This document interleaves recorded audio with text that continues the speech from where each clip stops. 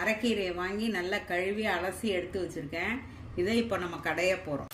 இப்போ கீரையை வெறும் வானலியில் வச்சு வேக வைக்கணும்.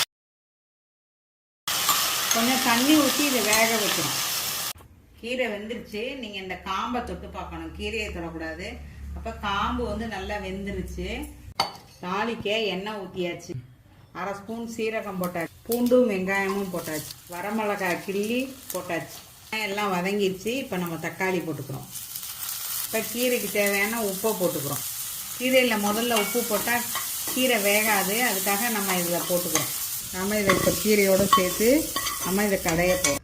நல்லா கீரை ஆறுனதுக்கப்புறம் நம்ம மிக்சியில் போட்டு விப்பரில் போட வேண்டியதான். இப்போ கொஞ்சம் கடைஞ்சாச்சு.